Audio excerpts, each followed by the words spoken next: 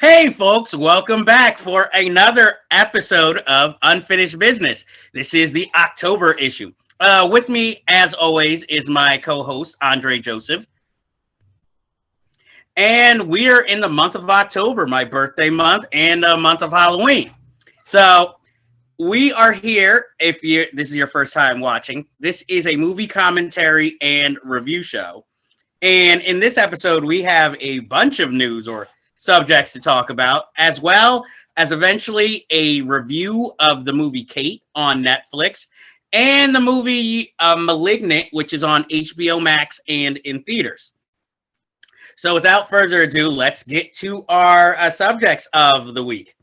I have here that they are going to make Sister Act 3, which is not that surprising because recently, with Disney Plus, they've been going back to old properties, trying to, I guess, kind of either reboot, reshuffle, make them into television shows, hence Turner and Hooch. So Sister Act 3, I guess, could have been expected, though I would have seen that more maybe as a TV movie, maybe not a theatrical movie. And they have the guy who's behind High School, the musical, the series, directing. And I don't know how I feel about this. I like the first two movies. I saw Sister Act in theaters many times. And it's, probably it's the movie I've probably seen the most in movie theaters. A little embarrassing, but I'm going to keep it real. It gave Whoopi Goldberg her moment to shine in a starring role. And while the premise works for the first film, the second film I was excited for, but when you sit through it, you kind of realize, yeah, this wasn't really that needed, but for fans of the first film, hey, she's back. Even though the storyline's like, it's all star, and it introduces us to a young Lauryn Hill. And for me, Jennifer Love Hewitt was in it, so that was why I bought a bootleg copy after I saw it. But anyway, Andre, how do you feel about Sister Act 3? I don't really mind it. I feel like it's, almost 30 years too late, but people still love Whoopi. It's her franchise. We had a famous Cinephiles episode where, we kind of had a debate about how Sister Act 2 was better than Sister Act 1. That one, I think I watched more than the original, even though the original was a little bit more edgier. I would say as long as it doesn't turn into like the musical version that they did on Broadway with Raven Simone, I think it should be okay. But then again, this is Disney Plus, so they're really going to probably clean this up, try to find... I think when they first mentioned this a while back, they were talking about putting Tiffany Haddish in it to be like the new Sister Act character, and Whoopi was going to be like her mentor. So, I expect that twist to happen where there's going to be like a torch passing premise here. Well, I feel like mainly that was why they were even interested in Sister Act, was because the musical had come out and they saw, hey, this puppy still has legs. But I'm not insulted by it. I'm not going to be petitioning outside like, no more Sister Act movies. It just feels like, really? Okay. If you guys want to do it, go for it. I'd love to see Whoopi in something again. I was just hoping for something maybe a little more original.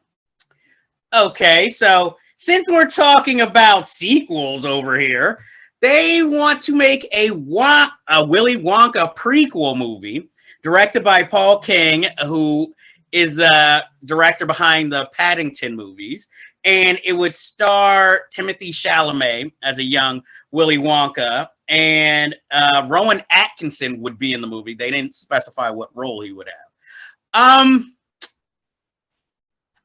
Is this really needed? Because it kind of reminds me of when they made that James Franco big budget movie, The Wonderful Wizard of Oz, about the author of The Wizard of Oz and how he got lost supposedly in this kind of otherworldly dream world, and that's what inspired him to write the book, saying that the author had no originality. He just wrote down his own self-adventures, and I'm like, how that didn't really work. And because I know they wanted to make that into a franchise, and it didn't happen.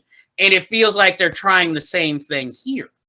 My thing is, hey, it's not my money. I'm not going to go see it, or I'll wait for it to be on some sort of streaming service. But it just doesn't sound like the best idea. But The only reason I have faith in the project is because of who is directing it, Paul King, because the Paddington movies, not usually my cup of tea, but they're beautiful and they're actually really good films. How do you feel about it?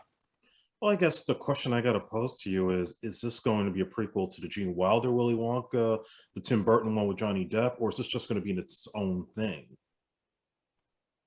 I think it's going to generally be its own thing where they're like, hey, this is young Wonka, I guess connect it to whichever movie you want. Or maybe they'll throw in some Easter eggs that connect it somehow to one of the other movies. But I know since Tim Burton's not going to be behind it and his is maybe more the modern, but not the beloved version, I'm hoping they're going to do it more as the a prequel to the Gene Wilder version.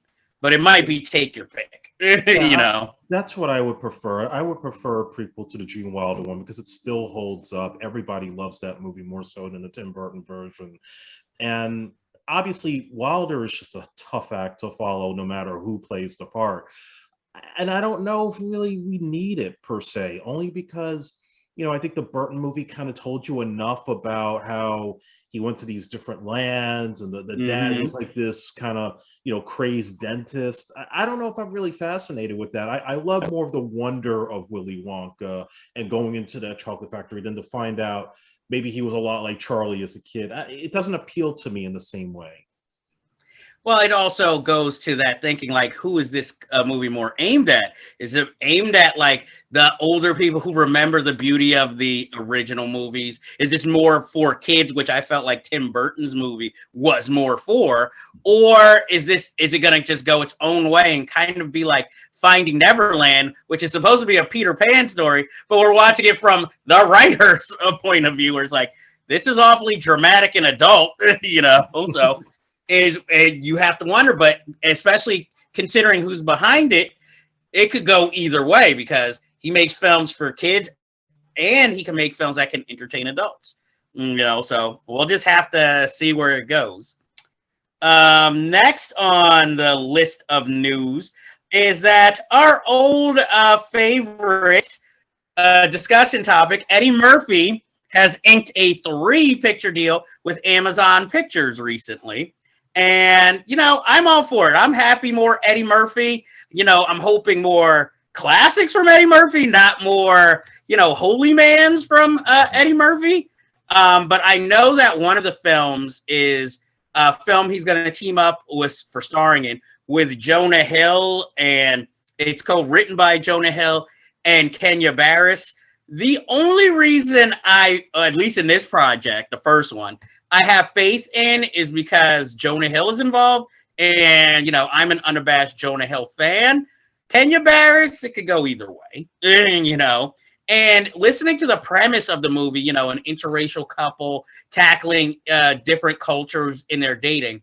I don't know. Did you see the Saturday Night Live episode that Eddie Murphy hosted? Yes. It feels like that sketch with him and Maya Rudolph meeting their daughter's white fiance just made into a feature. I'm willing to go for it as long as it's better than Guess Who with Bernie Mac. I'm down. That was the first thing I thought of when I heard that premise. It sounds like another Guess Who type of movie. That said, I'm a little surprised because I thought, Eddie was on this like farewell tour, like he was going to do Beverly Hills Cop 4, he was going to go back to stand up, and then he was going to call it a day.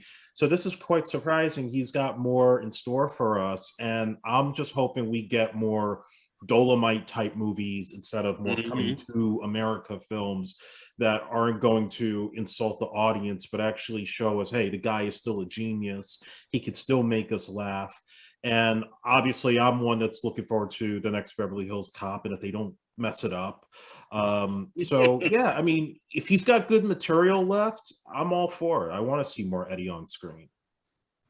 I'm for Eddie, but do you think maybe, is this his kind of general way of saying, I'm not doing that stand-up tour. I'm too busy doing movies again. It's a possibility, but he was getting paid $75 million for that stand-up tour. I don't think he would just turn that down and not do it. Well, maybe that's why I got the 3-picture deal to make up for money lost not doing the stand-up tour. And I guess everybody needs some money after the pandemic. So, yeah, bro. He's got 10 kids. He's got to feed them. Yeah, maybe he was like, hey, this pandemic still ain't done. I don't want to get into any controversy. I'm going to just go do movies.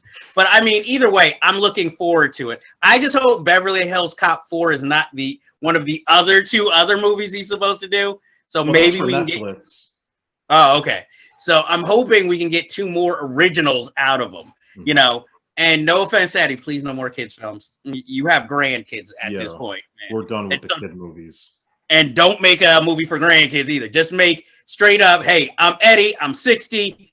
You know, make, I don't know, like what movies Michael Douglas was making, only better. You know, or starring. Was it Las Vegas? Oh, God, no. Oh, God, don't put him in an old movie like, what was that? Wild Hogs with Tim Allen. Well, remember a while back, they said he was going to do Grumpy Old Men with Samuel L. Jackson. I don't know if that's still happening. I would like to see that, but I can see on both sides how that could go good, and I can see how that could go really bad. Let's not forget, even though I liked it, I know a lot of people didn't like it, Soul Men with Bernie Mac and Samuel L. Jackson. I could picture, because Disney owns Fox, they'll remake Cocoon and they'll make it all black people instead of all white people. If it's dramatic and heartwarming, I'm for it. Hey, all the black actors we grew up with are getting older. Though I'll direct this movie if you want me to. Though my thing would it be old man Denzel Washington in it, starring in it, you know, in the Wilford Brimley role? You know, I want to know who gets Hume Cronin's role, who gets Wilford Brimley. Lawrence Fishburne and Morgan Freeman. I don't know. Oh, well, Morgan has to be older than everybody, but I see him more as the alien coming down, trying to save them and preserve them. And no, you get the guy from Get Out, or you get Anthony Anderson for the fat guy, or the Brian Dennehy part. Oh no!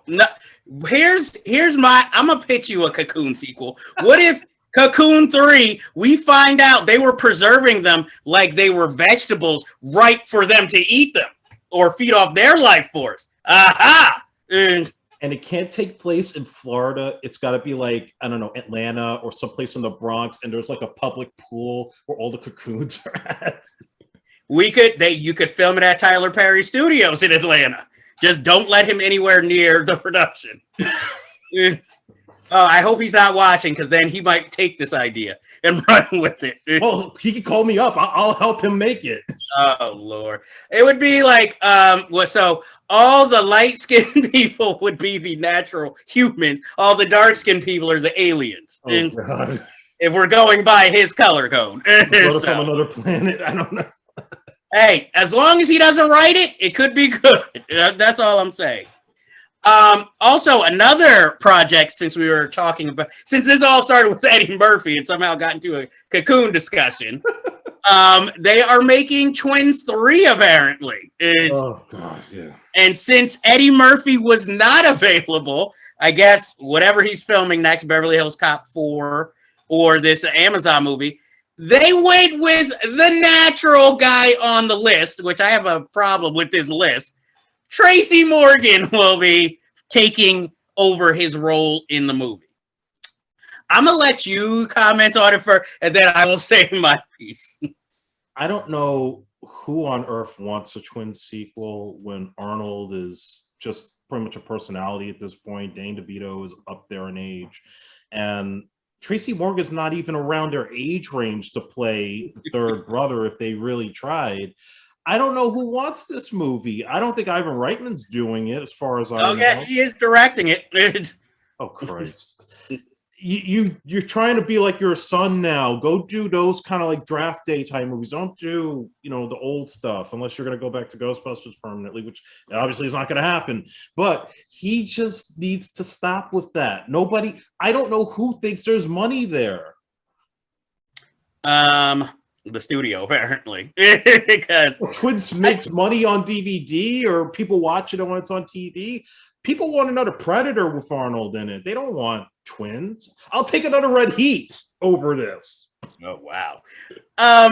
This seems like one of those things that could have easily gone the way of a remake.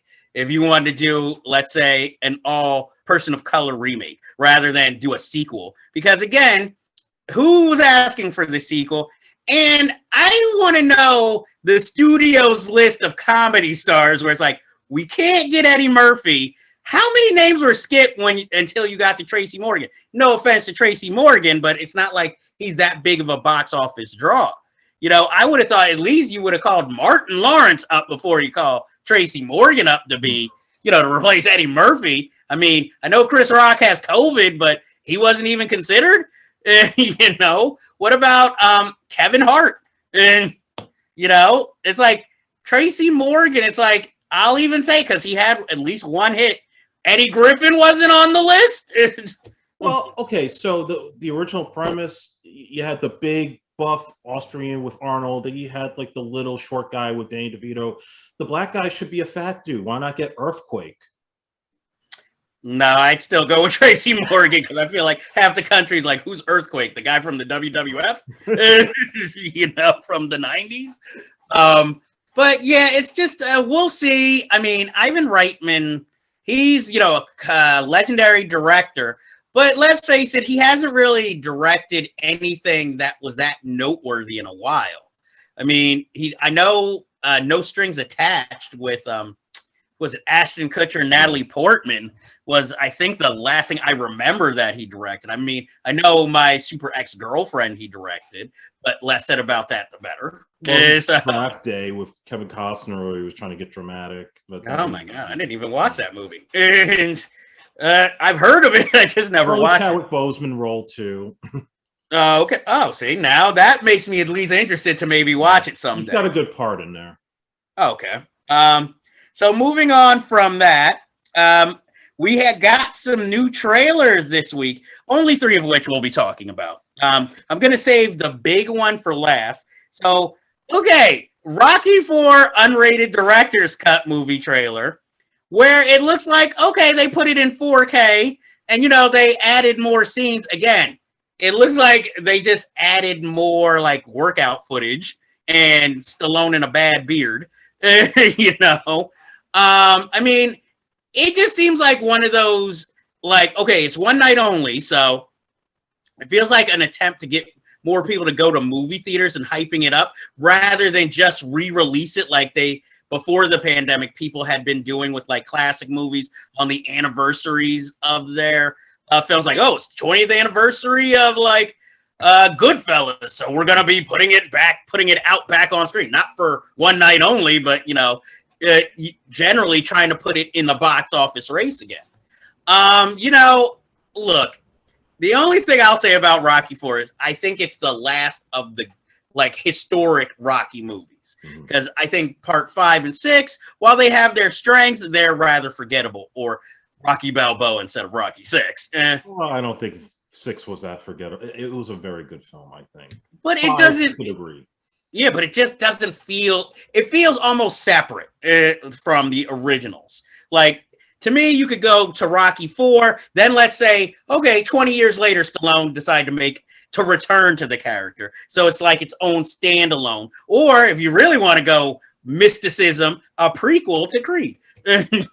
Yeah. So we can look at it that way, considering Milo Ventimiglia, at the end of Creed 2, shows back up as his son. And so that, see, and I just burnt that theory there. Take that, internet critics. I started me a prediction. But Rocky IV is really the last of, to me, the really original film. Rocky V, because let's just say Rocky IV is the last of the good ones, and I'll say why.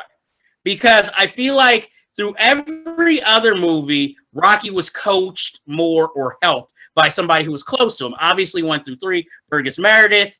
And then 4, this was supposed to be, Rocky's retired, so he helps Apollo, but then Apollo dies. And now he can't really depend on anyone because he has to be his own man. He has, of course, Paulie and Apollo's old trainer to help him, but this is really about Rocky standing on his own 2 feet to defeat what seems like the impossible. At least that's what I got from it.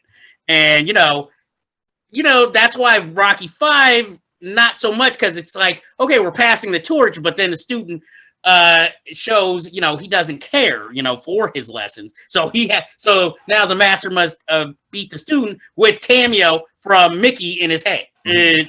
So, and then 6, is just all about starting over. So at least that's what the Rocky movies mean to me. You're one of the better or more knowledgeable Rocky fans. So you tell me what you're thinking watching this. Well, I will say, first of all, I think the trailer was cut really amazing. The way that they kind of made it feel like a whole new movie, getting you hyped up to see this fight again.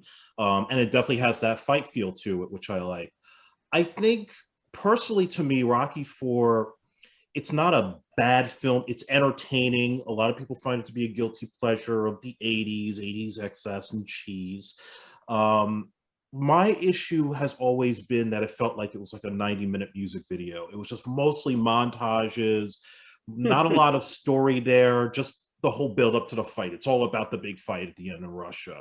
So it seems like what Stallone is trying to do is he's trying to re-inject more story to the film, go back to these deleted scenes, some of which I think was just repetitive stuff that they kind of already had like explained in the film that wasn't necessary, but now they're putting it back in, I guess, to make Drago speak more, to show like more tensions with the Russians, more drama with Adrian, and the fact that he's going out and he's going to fight even if he ends up dying in the ring.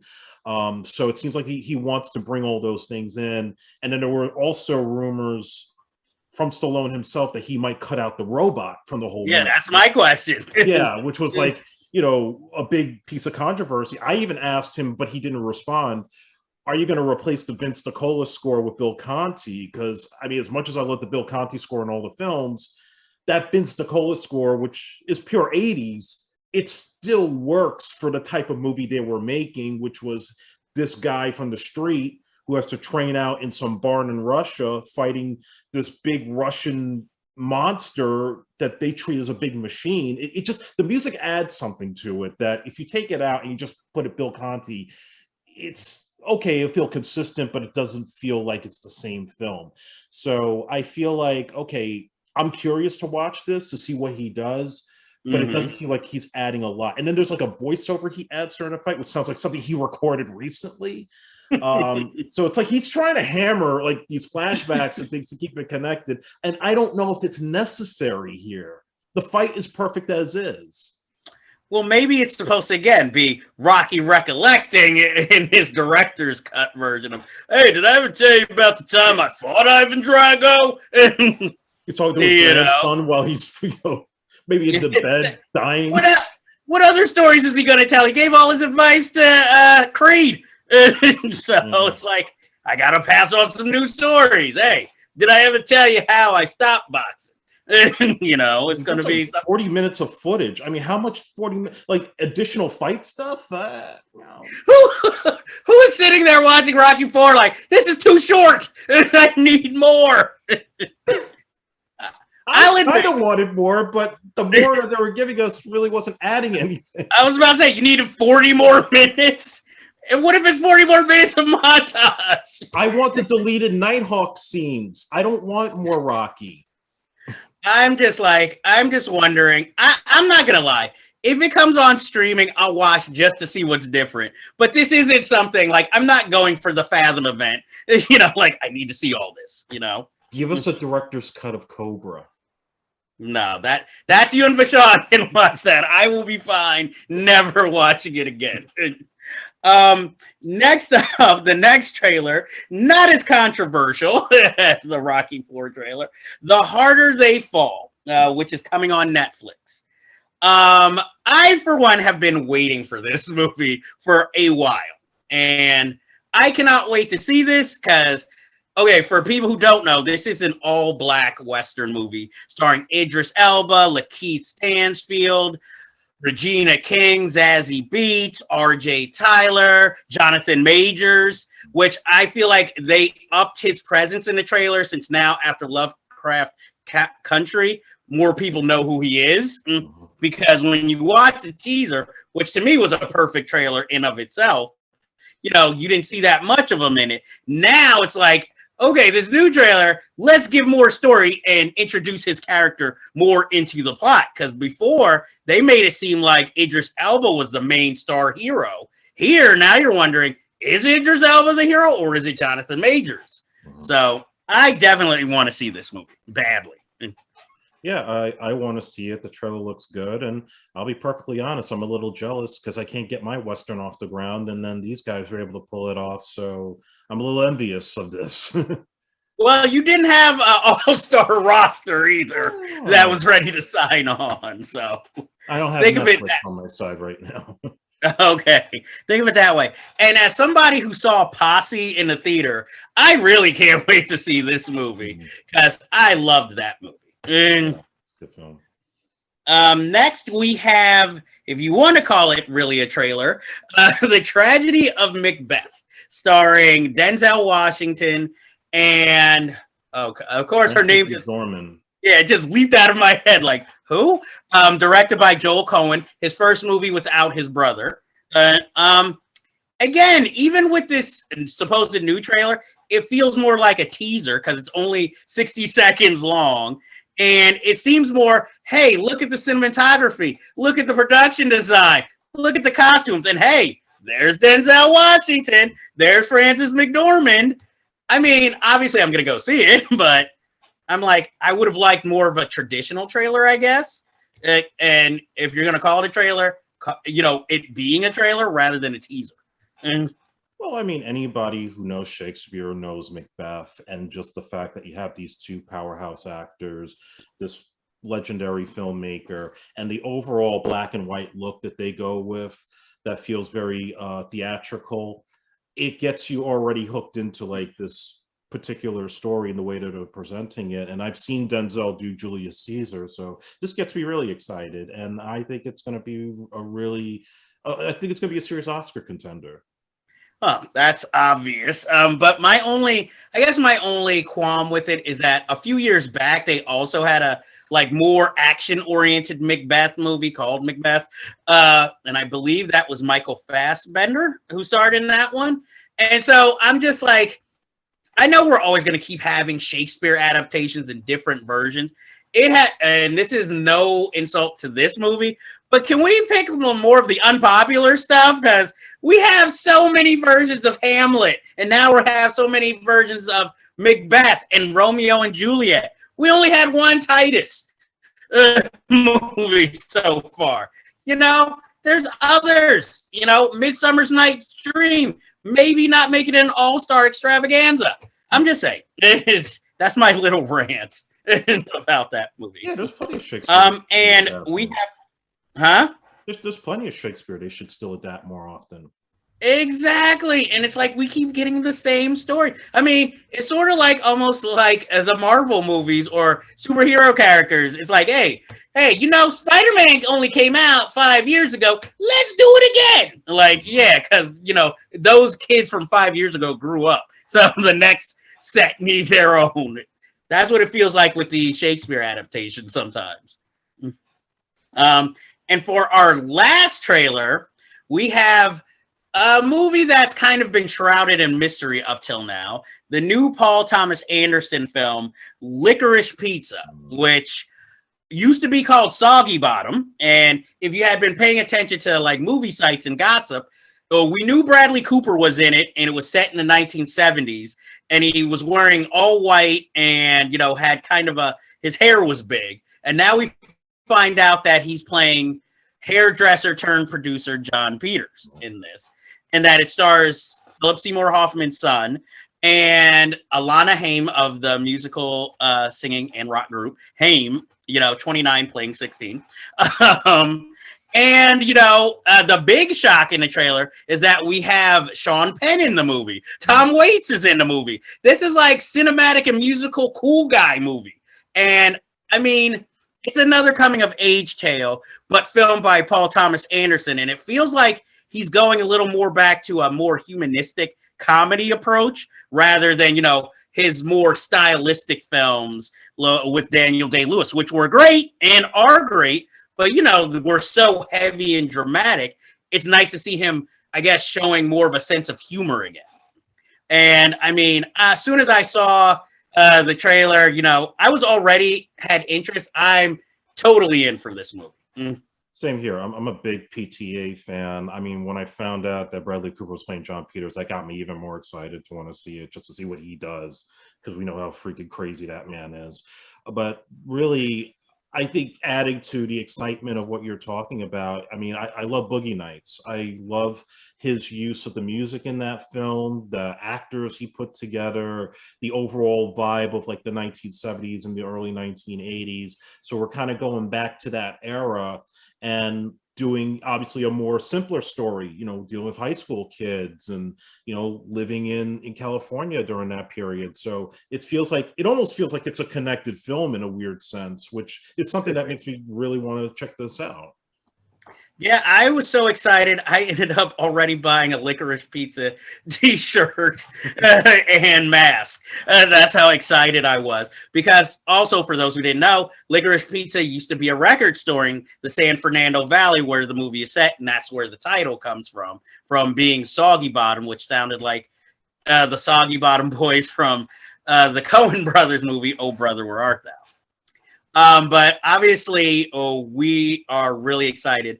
And I had another subject that connects it, but I think that would be better for a future show because, I'm sure people are ready for the reviews about now. So that's all the movie news and commentary for this week. So now, as if there were like some some digital blinders, now onto our features.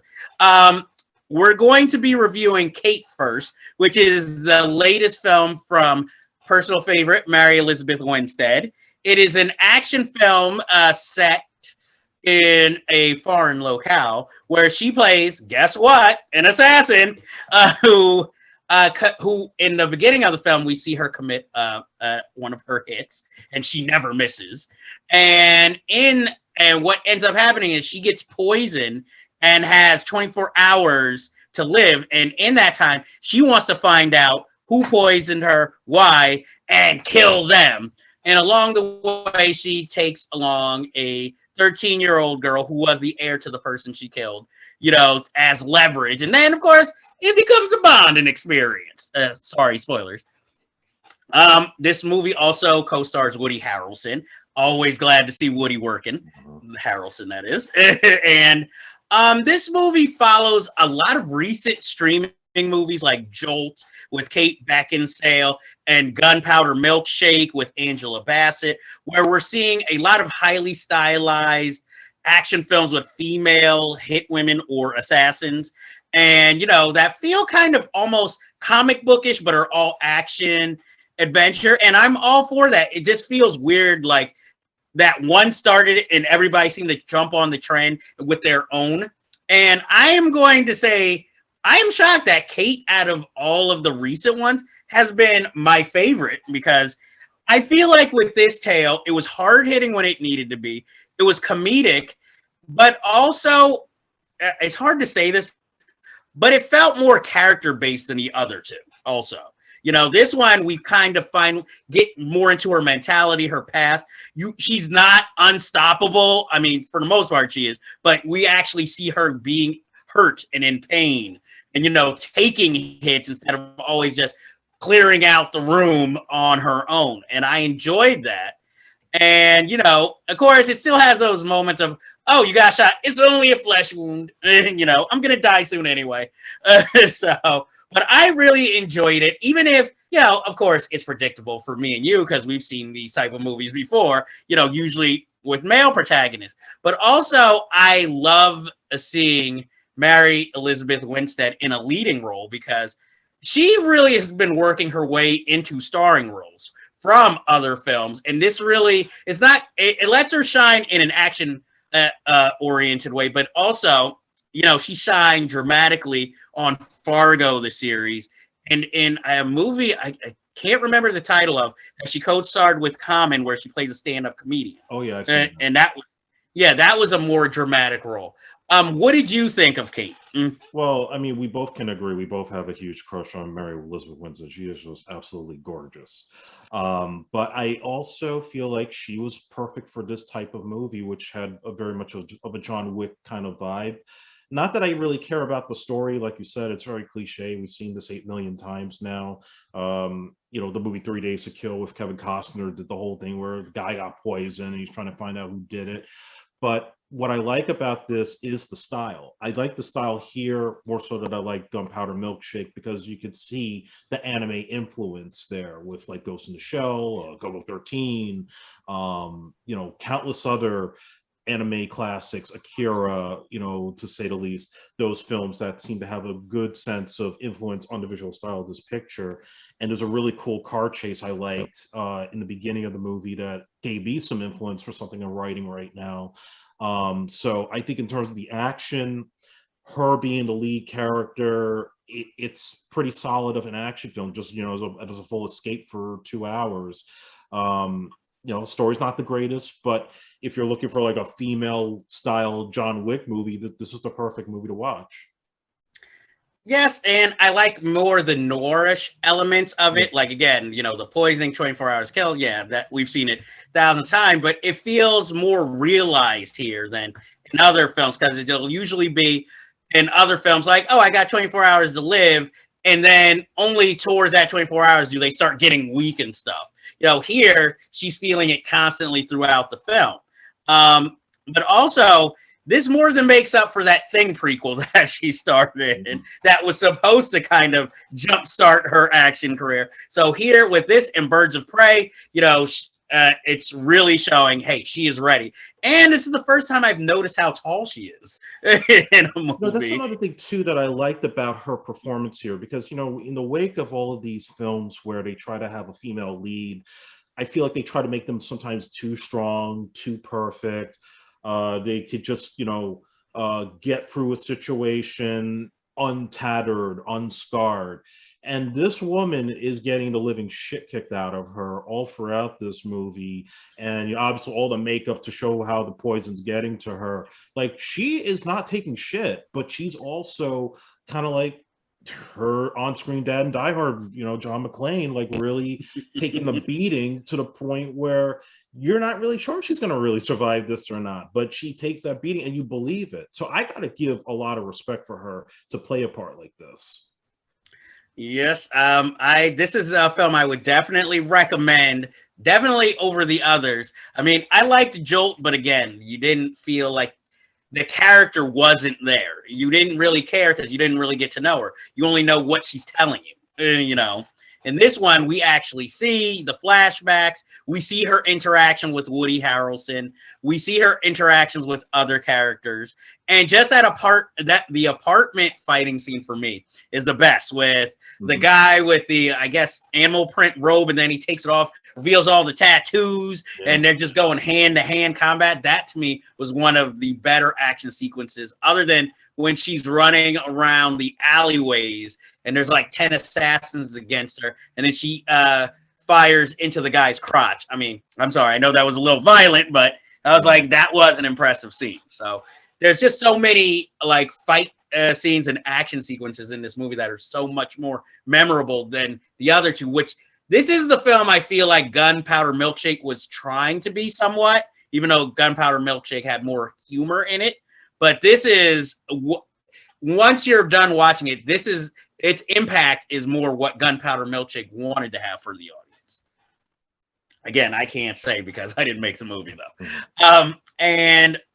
Is there anything else you have to say about Kate before we move on to our next movie review? No, I recommend it, and I think she's great in it. I would definitely recommend this film also. Next, we have an infamous movie by the name of Malignant. It's the latest horror film by James Wan. The story is he was inspired to write the script from a story by his wife, and it shows. The premise of the movie is a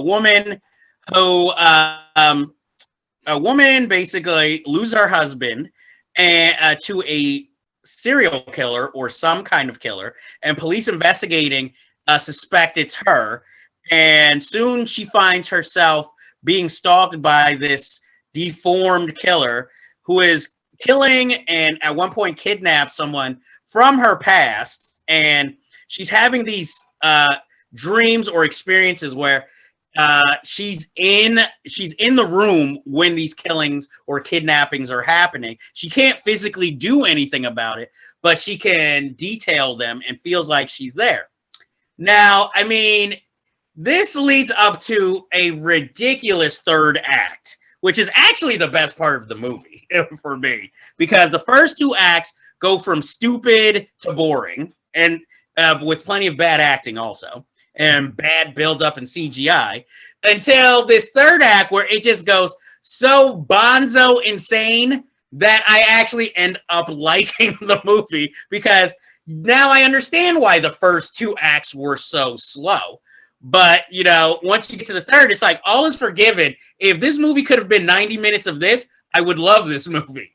My only thing with the movie is, I guess, spoiler alert at this point, the title kind of gives the twist away to me, because I figured something as soon as I heard the title Malignant, which is usually given for tumors or growths. So it's like, wonder what's going to happen in the third act.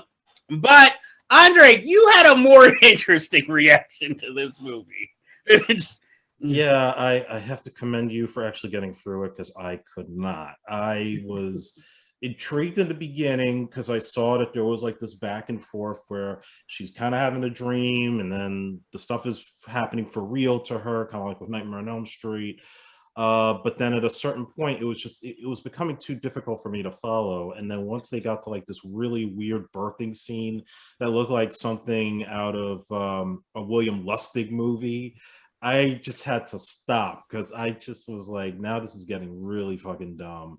And I don't even know if I even got to the third act because of that. It was just so horrific. I mean, I would give it another shot, you know, if I'm with a friend or something, but I just, this movie was not for me at all. This was just, let's give James Wan a lot of money to do whatever the hell he wants, and then this is what he came up with. Yes, this has the feel of, you know, a dream project making, but even he admitted he just, you know, recently wrote it.